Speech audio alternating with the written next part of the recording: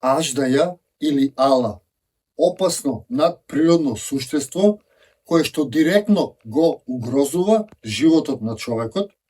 Тоа се појавува со голема бука и грмотевица и со темни облаци.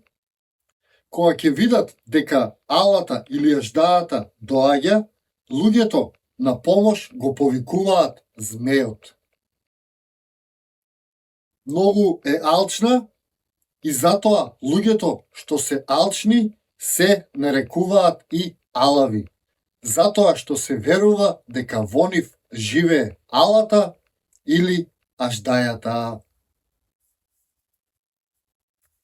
Ова е краток опис на тоа митолошко суштество од една книга за деца.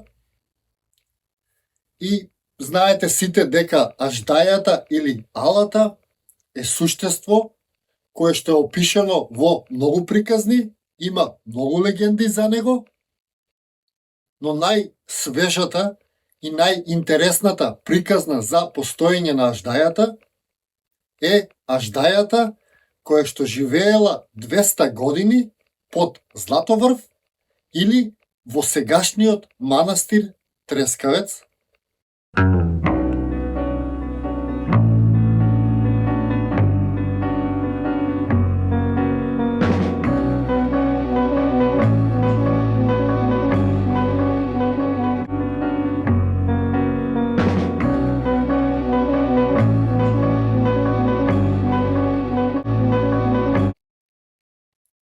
Тоа е суштество кое што живеело таму 200 години, кое што многу од мештаните го имаат видено и за кое што раскажуваат многу приказни.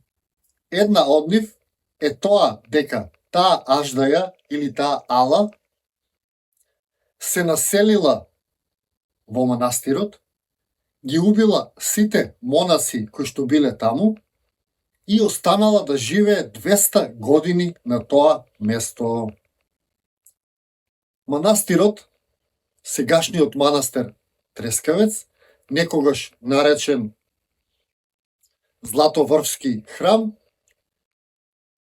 се наоѓа десетина километри после градот Прилеп, под Златоврв, на Златна планина. Ова место е интересно затоа што низ годините и низ вековите на ова место доаѓале скоро сите кралеви кои што владееле и носеле скапоцен поклон, односно носеле злато, дијаманти, сребро и слично. Секој крал доаѓал под Златоврв и оставал колку што може поскап поклон. И со текот на времето, тоа богатство се натрупало, се зголемило, станало толку многу големо, што алчната аждаја или ала го намирисала и дошла да го присвои, затоа што аждаите се големи љубители на богатство, па така тие сакаат околу нив да има многу богатство, па така таа го сетила тоа злато, влегла внатре во храмот, кој што тогаш бил утврден со високи ѕидови, ги убила сите монаси и останала да го чува богатството. И така таа била заборавена. 200 години никој не влегувал во тој утврден мал град каде што живеело тоа суштество. Мештаните оддалеку го избегнувале тоа место. Пред самиот град или тогашен храм, сега манастир, тие поставиле висока кула на која што стражареле и го предупредувале секој да не влегува во тоа место. Но еден ден се слушнала голема бука и голем тресок, како да удрил гром во манастирот, или со сегашни зборови како некоја голема експлозија.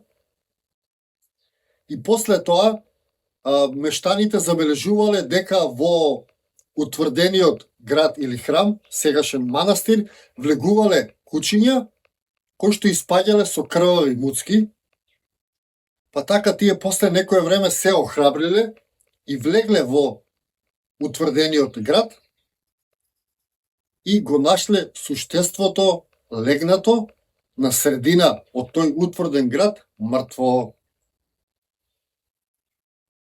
Тие сите се собрале околу него, го извадиле и го закопале негде во близината, а не укажуваат дека едноставно го фрлиле од провалијата надоле.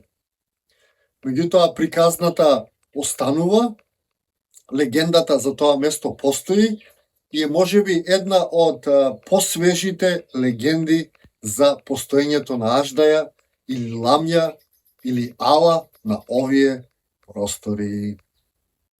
Манастирот денешен Трескавец се уште привлекува громови. Често на тоа место знаат да удрат громови и веќе неколку пати до сега тој објект се пали и гори, што е многу интересно затоа што громот секогаш го привлекува или удира каде што има голема количина на злато и на богатство, па така сето тоа се поклопува и сето тоа прави една интересна приказна која што не за џаве нашите предци ја одржале во живот долго време и се уште обстојува. Сите што ви се интересни овие приказни, сакате да дознаете повеќе, сакате да го видите местото, слободно може да го посетите, че местото е надвор од овој свет. А легендите, митовите постојат, ќе постојат, ние сме тука да ги одржиме во живот, да ги прераскажеме и да им најдеме соодветно место и во историјата и во сегашноста. Затоа што секоја приказна си носи свое наравоучение или своја поука,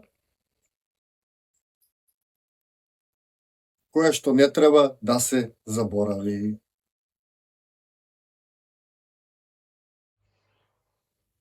Тоа беше преданието за ламјата која што живеела под Златоврв.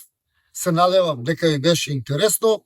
Доколку ви се допаѓаат моите содржини, тоа што го објавувам, тоа што го истражувам, поддржате ме, претплатете се, станете членови на Сонцогор. Јас ви благодарам од срце за тоа. Ви благодарам и што го изгледавте ова видео. Се гледаме секако во некое мое наредно видео или низ нашата убава Македонија. До тогаш ви го посакувам секое добро и се гледаме.